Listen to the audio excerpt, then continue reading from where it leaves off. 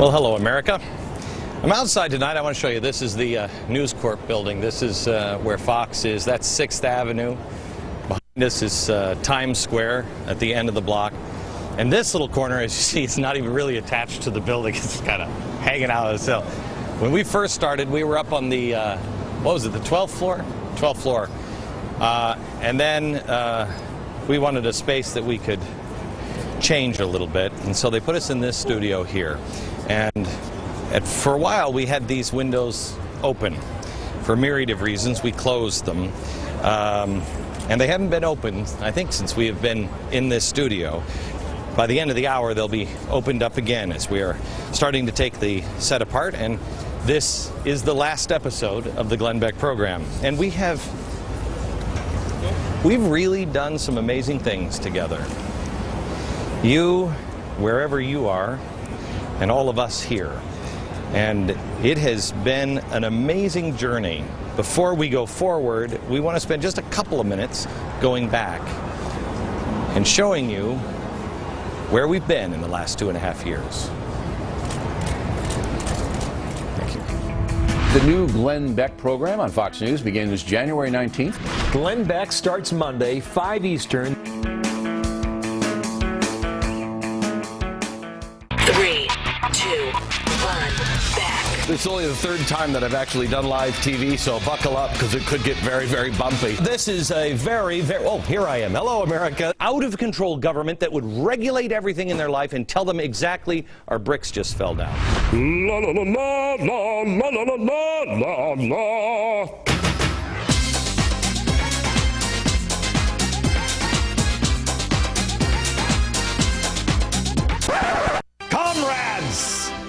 Comrades, there is good news from the Western Front. This is the dumbest damn show on air. Somebody's having a birthday tomorrow. I have so much manufactured anger in me. Anita, call me.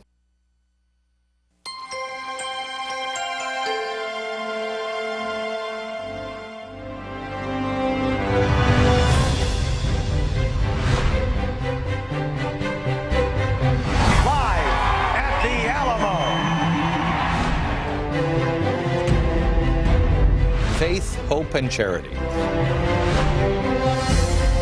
It's time to introduce you to the plan. Crime Incorporated. That is what our government is turning into.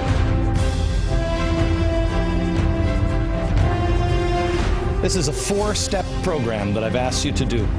Please, start here. Take the 40-day challenge. Pledge to yourself that you will restore honor in your own life. From Wilmington, Ohio. Hello, America. Enlightenment, education, empowerment, entrepreneurship. I stand tonight with Israel.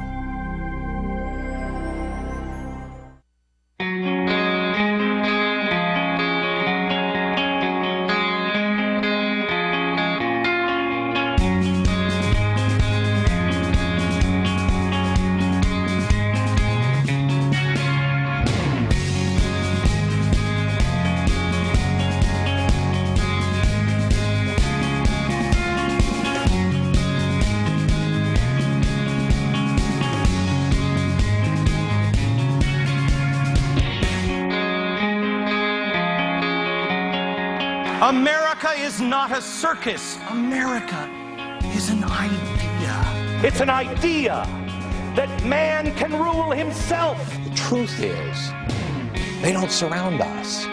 We surround them. This is our country. We must mutually pledge to each other our lives, our fortunes, and our sacred honor. Once we start to live by those words again, we'll be able to win this battle for our country's soul. I will always remember the things that you taught me. You've taught me to look around my surroundings, open my eyes, and question things that I thought were wrong. You've enlightened me in such a deep way. Thank you for teaching me that I'm not the only conservative in the world, and it's all right to stand up for what I believe in. Actually, your show inspired me to write a conservative opinion column. Thank you for everything you do. Thank you for speaking the truth every day. Please, please don't stop. If I had my choice, I would like to be remembered for a few things. Question with boldness. Hold to the truth. And speak without fear. We'll question with boldness. We'll hold to the truth. We'll speak without fear. Thank you, Glenn.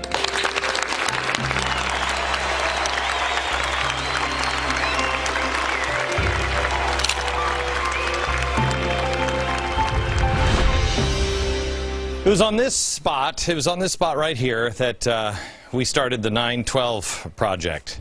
Promises made, promises kept. This is backstage at the show. You can see all of the props. We like to call this a magnet alley, because here are all the magnets that we have used. There's actually we have people that actually make magnets. This is, for a while there, that's all they were doing with their time. Magnets over here, magnets on all of the doors. These are just cartons of chalk. We buy chalk by the case. Here's the George Soros Theater. I don't even remember what this was, but I remember saying early in the morning, we have to have one of those things where you could take the lungs out and the heart, and then I never got around to using it that day. So we have it in case I ever needed to do that show again. Of course, we have the chainsaw. You name it, we have it. I don't know what's going to happen to all of it. I don't know, maybe we could sell it for charity or something. Anybody want cases of chalk? Let me take you here back to the set. As you see, we're starting. Here's the timeline I showed you yesterday. This is what we had on the timeline. This is actually, they're taking it all apart now, because this is our last show. It has been an amazing ride, and I have worked with some amazing people. And I have made amazing friends, namely you.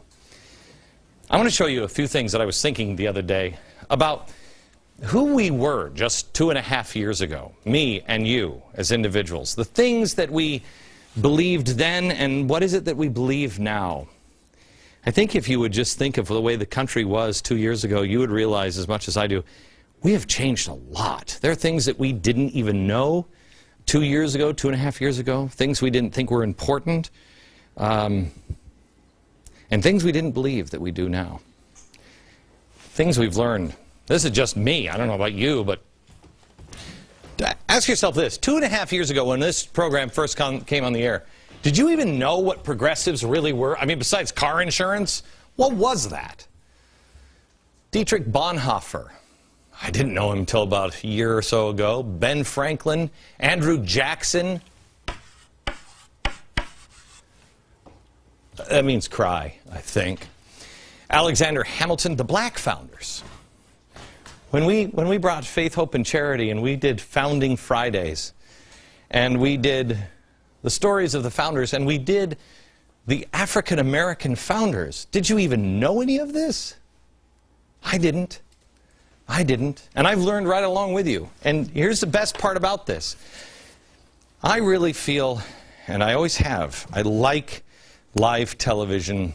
I don't like to be taped, because I feel, I can almost feel you at times. I can feel a connection when it's live. I know when you're saying, yes! And history has played such a huge role.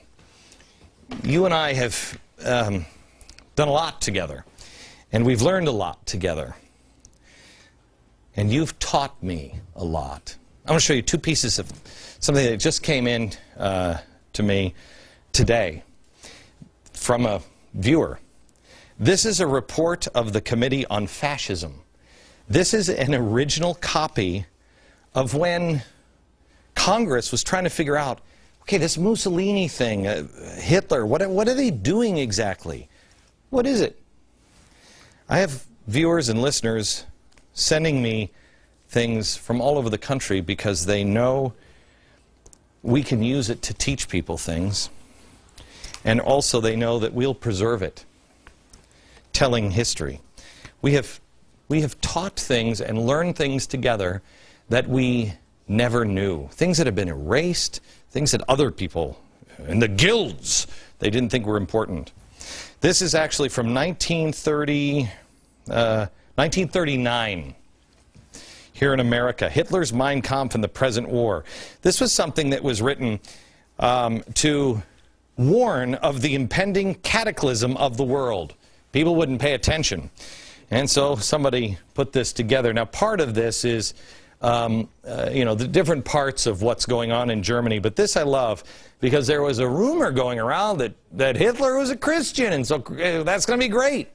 And this author took the document of the Official Guide for Education of the Hitler Youth and said, there's 50 points that they're supposed to be teaching their children here in the Hitler Youth, and he's not a Christian.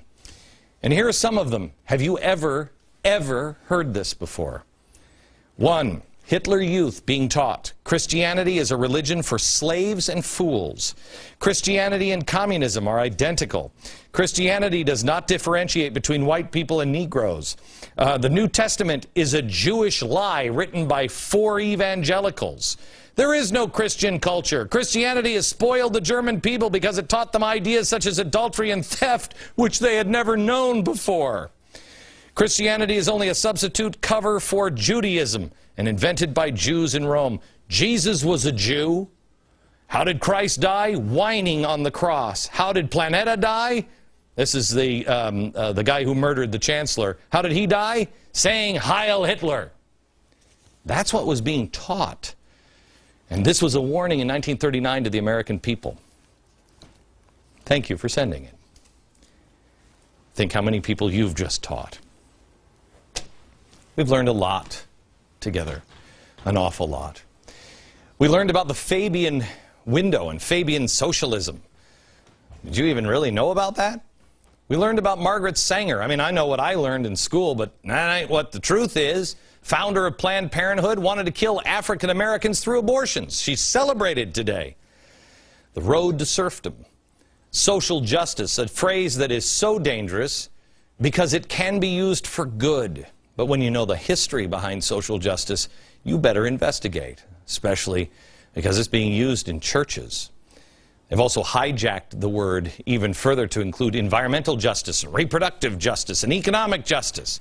We learned about the other NRA, the recovery program from FDR, and how they used bullying and intimidation. We showed the history of unions and their roots in communism. We showed you the coming insurrection 2 years ago. We said, hey, you know, that there's going to be problems in Greece. Nobody paid attention. Now look at it. We told you about the Black Flag anarchists. There's one story I have not told yet that I've been trying to get on. Tiffany, how long have I been trying to tell the story of the Statue of Liberty? I'd say for just about 29 months. Just about 29 months. There's a great story on the first real terrorist attack in America right around the turn of the century that will boggle your mind. I will get to it, just not tonight. I'm out of time here. But you have to hear it. We learned about Acorn. You're informed on the caliphate. This information has allowed us to look at everything in a whole different way. It has allowed us to look and have some perspective. To believe that, yeah, things are possible. Things are indeed true, that there are some people who want to harm the United States. It explains why we keep on piling debt. We showed you that this debt clock, only way out of this is real trouble now.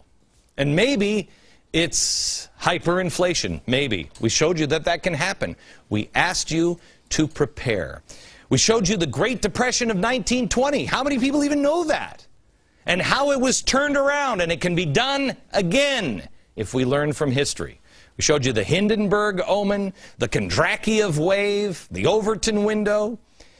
We showed you how there's something tragedy and hope. The tragedy is war. And the hope, they said in the 1960s, was that we've tied the world's economy together to have mutually assured destruction without a nuclear weapon. It would be done through debt, and it would be done through collapsing economies. We showed you all of these things and how it tied together, how it feeds on one another. But I didn't do it as just an exercise. I always hated philosophy because I love philosophy as long as it's not Well, we only call a wheel because we call it a wheel. Oh, shut up. What difference does that make? We try to teach you things to help. Not you. I'm not doing it because I'm some great... I'm a dad, too. I want my country to be around. And what we've been trying to tell you lately, in the last year, is that you are the answer. And that we must have faith, hope, and charity in our hearts. To paraphrase Martin Luther King, darkness cannot conquer darkness, only light can conquer darkness. Hate cannot conquer hate, only love can conquer hate. Talking about these things, faith, hope, charity, God, prayer. Talking about them, especially wrapped with a whole bunch of dead guys in wigs, isn't exactly popular, isn't exactly mainstream television, and none of it makes for ratings success. But I contend that is the reason we are successful here. Because it's true. It seems as though there's no truth anymore. We've made an awful lot of enemies on this program. We've joked before, gosh, is there anybody else we can take on? I mean, we've taken on every single person we've been told not to take on, from the anarchists to the president to the Republicans to George Soros, because the truth has no agenda. It will lead us where it leads us. But this program has not only survived, we have thrived. We've done amazing things together, and I thank you for watching. And we've done it, we've done it with chalkboards. Is that bizarre? Look at the things that we have done that are so ridiculous. The chalkboard. Who would have thought this chalkboard would be, CNN, come on, CNN is doing like holographic hookers and stuff. We're using a chalkboard. I said last night, I feel like I always have chalk on my clothes. We're the show that had the red phone. I don't know of anybody who's ever looked anybody in the eye and said, "Oh, really? You're calling me a liar? Here's the phone number. Call me." And sent them the phone number. They never called. Of course, we're the only show where I've cried more than shows about babies. The baby's crying. I think we've eaten more food on television than most shows on the Food Network.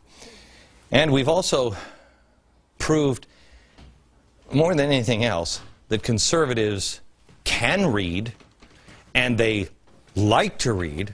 We've made books like The 7 Events That Made America, The Federalist Papers, The Real Thomas Jefferson, The Wives of the Signers, George Washington's Sacred Fire, The 5,000-Year Leap, The Road to Serfdom. Road to Serfdom sold more when we talked about it in this program than it usually sells in a year.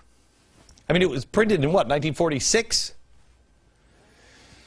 And speaking of words, staggeringly long monologues. I'll never forget, when I first went on the other network, I first got into this business 5 years ago.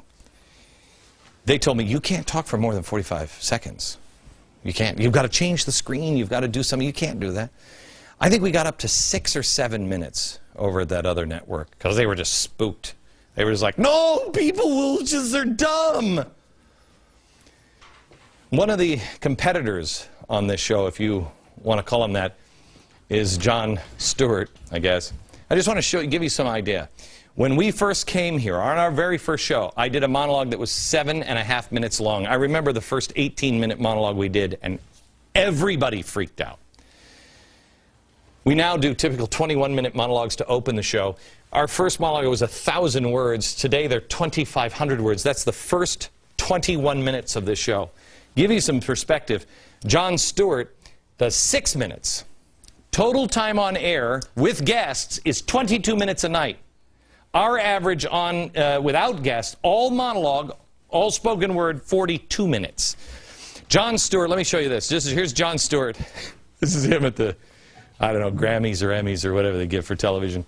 I don't know because I'll never win one. But here he is with his writers. Okay, he's got 15 writers for this segment. I believe he's had as many as 40 writers. He uses these writers for 6 minutes of television and a total of 22 minutes a night. Whoa. Now I want to bring in my writers. Bring them in. Go ahead and bring them all in, because we have never seen them. Can you bring them in? Oh, here they are. It's Dan and Pat. Hi, Dan. Hi, Pat. That's it. It's easy to speak from the heart. It's easy to do things when you actually believe them. And we've done it with a remarkably small and dedicated staff and a remarkably large and dedicated audience. And we thank you for that.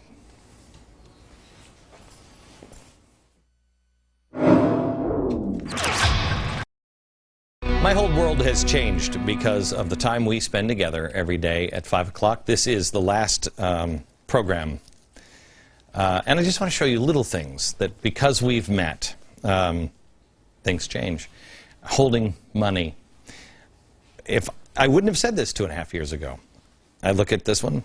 It's Ben Franklin, the Benjamins, abolitionist. I mean, staunch abolitionist. Was willing to go looking crazy, go to his grave looking crazy because of it. Grant, one of the most corrupt presidents in all of history, not modern history. Andrew Jackson. Why is this guy even on our money? Indian killer, Manifest Destiny, horrible, horrible man. Hamilton. Hamilton wanted the big banks, he wanted the monarchy, also the writer of most of the Federalist Papers. Lincoln. You know that, I always thought Lincoln freed the slaves, and he did. You know who he credited as freeing the slaves? Oh boy, this is going to get me in trouble with everybody, I think, but Michelle Bachmann. The founders. That's who he said freed the slaves. And this guy, he's almost been a cartoon to me up until the last 2 years. You know, I did not tell a lie. Let's eat some cherry pie. The indispensable man and my hero. Man, it's been a wild ride. And so many things have been said. You know, I don't know if you know this, I'm the first anti-Semitic Jew lover. Did you know that? I don't even know how that's possible, but apparently it is. I'm the only host who is simultaneously the most dangerous person in America because of my influence, and the least influential person in America because my ratings are supposedly declining, which I don't know how that one works either. And that one's not true either. This program broke every single record in the 5 p.m. time slot. Every single record. It is the highest rated show in the history of cable news at this hour. We're always, always in the top 5. And we are competing with the primetime time slots. And we only have 40% of the households even watching TV that are watching after 8 p.m. I read a story today in the paper. They wanted to know the real reason why I'm leaving. I don't know. I'll give it to you here in a second. Now the press is going to look stupid again. Anyone watching this show knows. Anybody watching this show also knows that I have bent this format so far out of its structure and its parameters. I mean, this is a news channel. I do commentary. But I do more than that. I have a desire to do more than just commentary, and we have. This program launched the 9/12 movement. I asked you last year, will you come to Washington, D.C. and just don't bring a sign and help me restore honor? Hundreds of thousands of people showed up. I didn't even tell you what we were going to do. You just knew it. You believed in something. Bigger than me, bigger than you, bigger than all of us. And you came. Let me tell you something. Doing things like this would make the bravest of all networks wet their pants. I can't imagine. And this one stood by me. I didn't tell them what I was doing. I think they were probably pretty nervous. I told you at the beginning of this year that we were going to roll up our sleeves. I was going to roll up mine and get to work. I'm tired of waiting around. This summer is the beginning of that for me. I'm going to Israel in search of courage. What makes people live in Israel? Because it's a ticking time bomb, and they know it. Where do they get that courage? How can I get some of that courage? What has made people stand up in the face of great evil as they have in the past? Because I believe great evil is here. What makes them that way? I don't know. I begin my search tonight after this broadcast. I'm no smarter than you. I may be able to figure out some things maybe a little faster than you, but I bet you're way ahead of me on other things. I mean, we're not that different. I bet that we look at the current crop of candidates, and you're as tired as I am of waiting for George Washington or Ronald Reagan or anybody. I told you at the beginning of the year, first episode back this year, I'm tired of waiting around. I'm tired of waiting for somebody to leave. This show has become a movement. It's not a TV show, and that's why it doesn't belong on television anymore. It belongs in your home. It belongs in your neighborhoods. Not really television. One other first before we move on, and this is the first that I think I'm probably most proud of. I started this program with a handshake with Roger Ailes.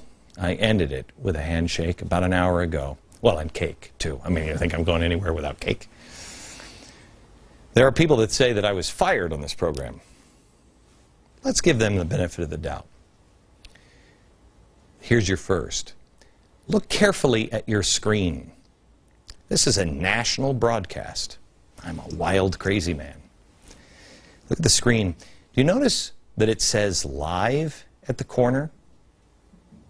I believe this is the first time that anyone has decided to leave a network, or certainly one that has ever been fired, that had the word live in the corner of the last 42-minute live ad-libbed monologue.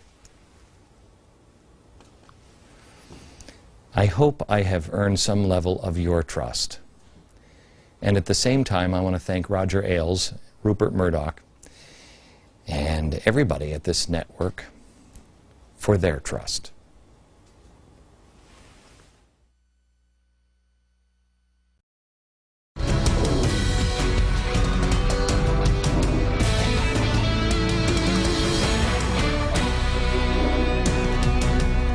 How nice of you, Brett. Thank you very much. And Patty Ann came to the studio yesterday, and she was so kind. She has always been kind to me. And Bill O'Reilly, unbelievable gentleman. He is, he's been great. I've always told you this is a show, as we're breaking the set down here and restoring it to the way it was, which is weird. We're not transforming it, we're restoring it. Anyway, I told you this show was a show. It is. We believe in something, but we do a show. We have to get the eyeballs. That's why you remember the show we did with the bunny and the bunny and the chainsaw? I will admit, many times I only do things like this to hack the left off. I will admit that. But we, in the time that we have been together, we've tried to give you the tools, and now is the time for action. And I'm not your leader, and you know that. America is made of individuals, and when the individuals are strong, when the entrepreneur is strong, then we heal ourselves. That's the secret. It's you and me and people who disagree with us politically that made this country great. And it's the same with the show. It's not just me, it's you, and it's the crew. This crew, I didn't know this. I didn't know this happened in television. I mean, sometimes I'm just the dumbest guy. Stop hiding back there, Oscar. This crew taught me something, and so did the crew that I worked at the other network. And I've seen it. I mean, it's really bad at some of these networks. I think all the crew is just dead inside at some of the big networks. And it's because nobody ever asked them their opinion. Did I not say, who did I say first time? Jack, was it you that I said to the first time? Harry, I know you heard it. I said, what'd you guys think of that? And one of these guys said, you talking to me? I said, yeah. It's insane. You would think, you come here every night, and you think I have answers or I have creative ideas, but sometimes it comes from these guys. There was a time when I was going to get rid of the chalkboards. And I said, I don't know, maybe we need to do something high-tech or something. And it was Oscar that said, no. I think it was something, and I was like, okay, well, that's not good. I think Oscar said something like, his signature. I think you said, you are Mr. Chalkboard. You are a chalkboard. I'm like, I'm all dusty, and that is my signature. It was Oscar to thank for that. Was it Oscar, you were the one who said also that we should talk to the black community, the black conservatives, and find out what they were saying? It was his idea. We didn't just do one show. We did 2 shows. We followed up with it. It was an amazing, amazing show. Jack was the guy who said, you should have a juggler on. Oh, we did. I don't remember. Do you remember why we had the juggler on? Yeah. Yeah. We gave him balls with like inflation, the economy. Oh yeah, he was juggling all the balls of inflation and everything else, and his idea. I remember it was Jack and Oscar. It was Jack mainly that came up to me after the founding fathers that were African American, and he was angry. Why didn't we know this? Why?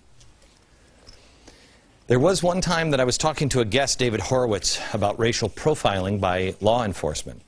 And Jack said to me, that's wrong. We went into a break, right? Yeah. And is he mic'd? Can people hear him? No, can't hear him. Okay. So he said, I'm sorry about that. I don't know why. But he said, you got to go back and ask him something. And I said, I don't know. You ask him. And he looked at me and said, what? I said, come on, you ask him. So we put him on. Watch. Here's Jack.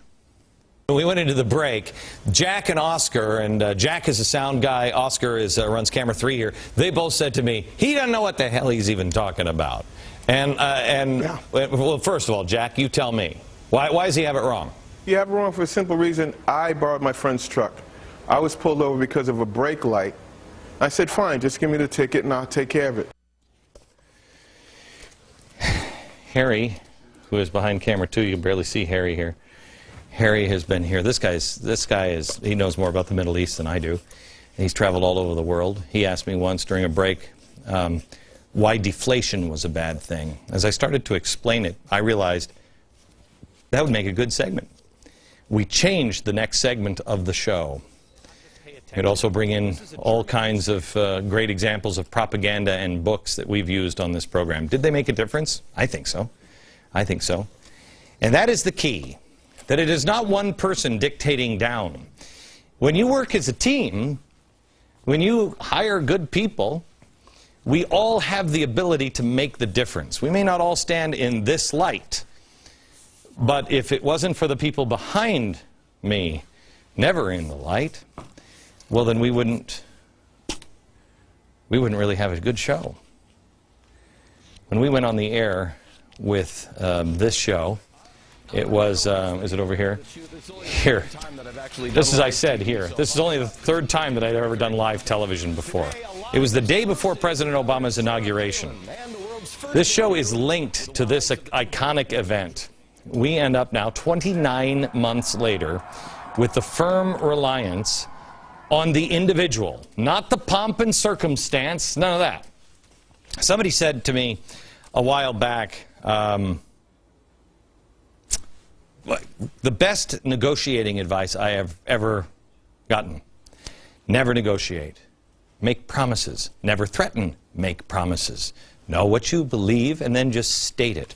I have to tell you, when I was saying that I was going to leave, a lot of people thought I was negotiating.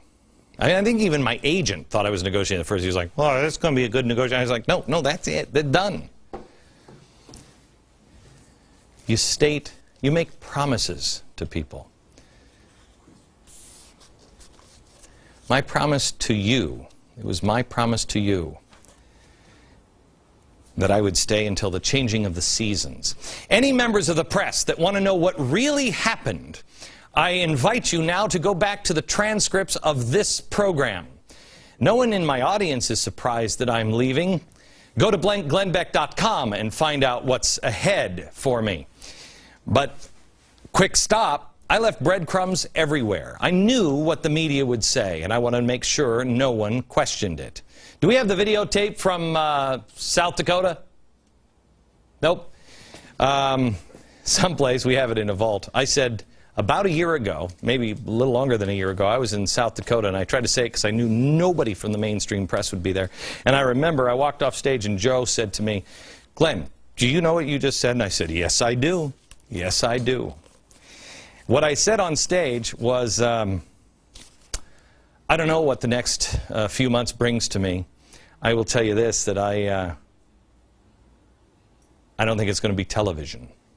I said it for a reason, because I knew exactly what the press would say. Also on September 30th, I said this on this program. I talked to a trusted friend about 6 months ago, and he gave me, I think, some sage advice. He said, "Well, where would you run to?" And I said, I don't know.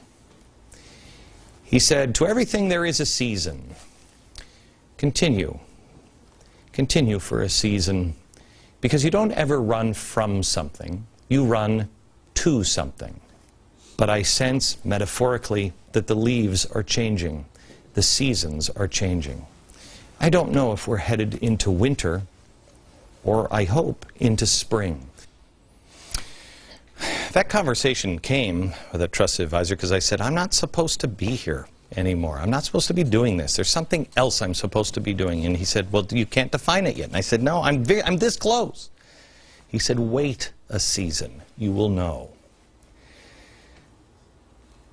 I say these things now because I want you to know, I want the record to be clear. I also want you to know which media organizations you can trust and which one you can't. I also want to make this promise that they will not hear again, because they didn't hear the message of 828. They won't hear the message of restoring courage in Israel. They won't hear this message now. But for those members of the media who are celebrating, I waited for a season. I know exactly where I'm going. And you will pray for the time when I was only on the air for 1 hour every day. Back in a second. I want to leave you with a couple of messages here tonight. One of them is never ever give up. Never ever listen to the experts. They're usually wrong. Believe in yourself. On this final show here at Fox, we've shown you the spin, the lies, the speculation on the media, that, you know, why I'm leaving, where I'm going, whatever. Find out where I'm going at glennbeck.com right now. I am leaving because, as I said on my radio program this week, I have given up on admiring the problem. I've given up on the problem, in fact. I am focused solely on the solution. They're making their plans. What are you doing? I'm a dad, too. I am not going to wait around and wait for anybody in the media. Nothing's going to change unless you and I roll up our sleeves and we become part of the solution. And part of that is don't ever allow anyone else, even me and anybody, anyone, tell you what the truth is. Don't allow that. Don't take it as gospel, because it's not gospel. You have to find out for yourself what is true. I didn't run away from something. I'm running to something. I know exactly where I'm supposed to be. I was told recently that nobody ever leaves this business. This guy did. He did. Jack Parr, he started The Tonight Show. He did. I don't know why. He might have been crazy, but then again. About 4 months ago, I had made the decision exactly what I was going to do. But it was hard. This is sweet. There's never a bigger platform than the Fox News Channel. Never. There's never a smarter guy I'm going to work with than Roger Ailes. Never. And I live in an apartment here in New York City. I mean, I went apartment hunting with my daughter the other day here in New York. I mean, they're closets.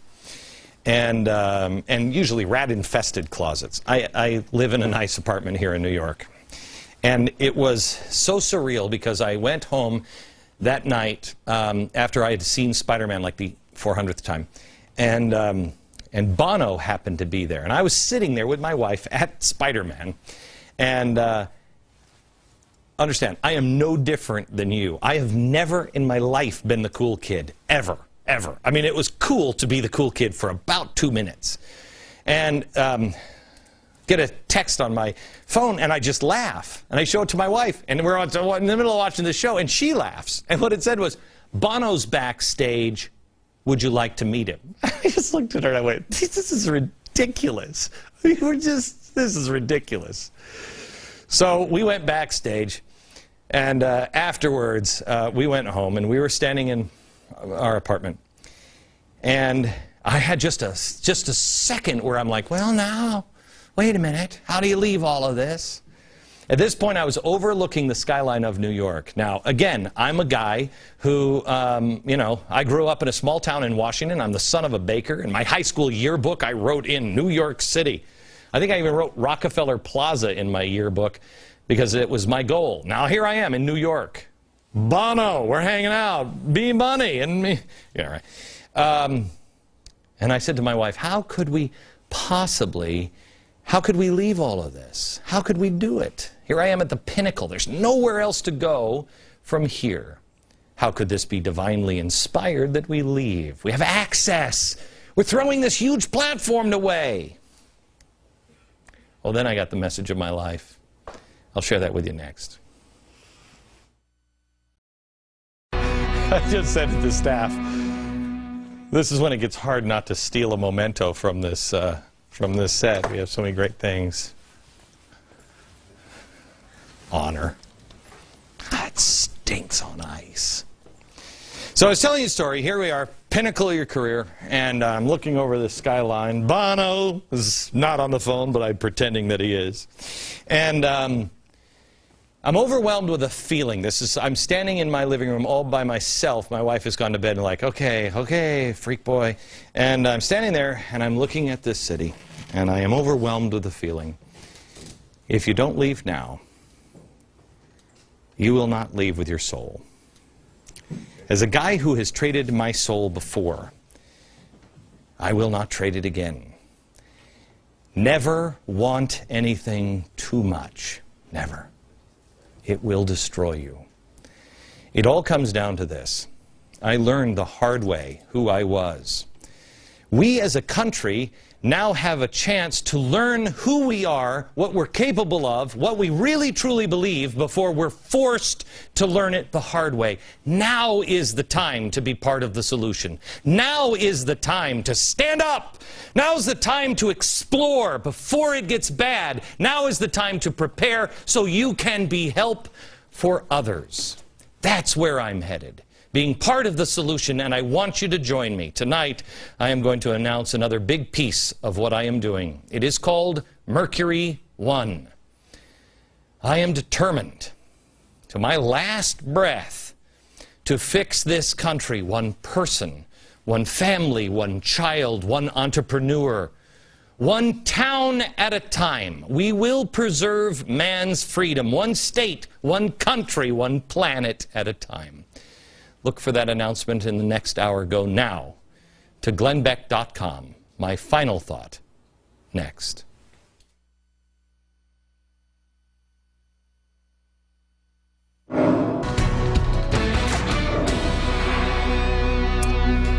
I just said to the guys, this was on my set. I bought this a few years ago. This was on my set at the other network. In the end, you only walk out with what you came with. I mean, not in the end, you know. Anyway, I want to leave you with something that I think is another first. Maybe it's not. First of all, Sharky, can you bring the blinds up? We'll leave it the way we found it.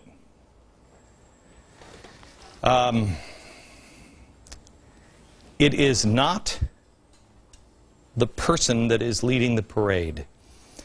It is not the person on the stage that gets all the credit.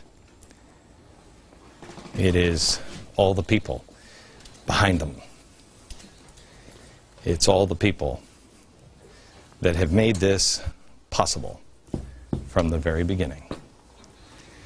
They don't usually run credits. We wrote them on a chalkboard. I thought that was appropriate. From New York. Good night, America.